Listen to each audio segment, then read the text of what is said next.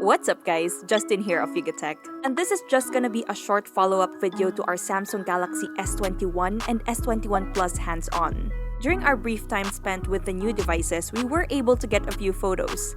So to recap, the S21 and S21 Plus have the same camera specs. For the rear, we get a triple setup consisting of a 12-megapixel main, a 12-megapixel ultra-wide, and a 64-megapixel 3x telephoto lens. Meanwhile, for selfies, we get a single 10-megapixel camera. Now on to the photos. Starting with this photo of me taken with the rear camera. We get a nice sort of flat color profile here that will hold up well once you start editing it after the fact. It's initially missing a bit of contrast and my skin tone isn't perfectly accurate, but it's an easy fix with a couple of adjustments. What I'm really liking here though is the sharpness. When Josh took this photo, he tapped to focus on the phones I'm holding, and as you can see, we get some nice crisp details in this area.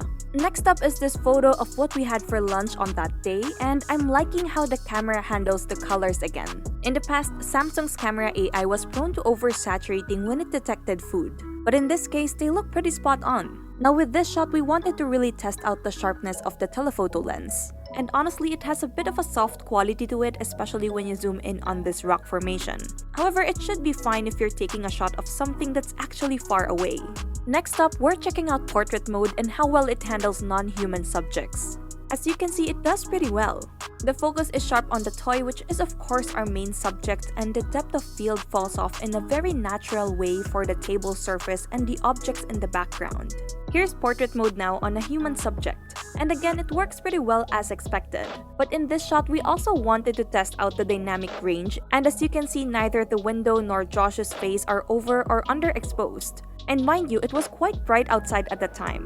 Now let's check out the ultra-wide camera. What I'm liking here isn't the shot itself, but the fact that the colors are pretty consistent regardless of which lens you're using. Ultra-wide shots are also reasonably sharp, though just like the first photo we looked at, it could use a bit of contrast and saturation boost for a more dynamic look. Alright, so this is a shot of a plane taken with a telephoto lens. That's 3x optical zoom. Again, a bit of a softer quality to it. And here's what it looks like when you punch the digital zoom all the way in. There's nothing really remarkable in terms of quality, but if you need to zoom in all the way, this is how far you can expect to zoom in with the S21 and S21 Plus. So that was our last rear camera photo, and now we're checking out selfies. This one of Josh shows pretty good details, as even his individual hair strands look reasonably sharp. Skin tones are also better compared to the rear camera, which is something we expect from a good front camera. Now in this last selfie of me, we like how the exposure is spot on despite the window in the background. It was cloudy in this particular situation, so it isn't super indicative of good dynamic range. However, again, both colors and details look very good. Lastly, I want to show you guys Samsung's newest camera feature called Director's View. As I mentioned in the hands-on video, it's basically a mode that lets you shoot videos with both the front and rear camera simultaneously, with the final output looking like a video call. You can also choose which rear camera is used, which is a nice touch. And yeah, we're looking forward to seeing what kind of creative uses people come up with for this feature. And that about wraps it up for this video, guys. This was just a quick look at the S21 and S21 Plus's camera quality.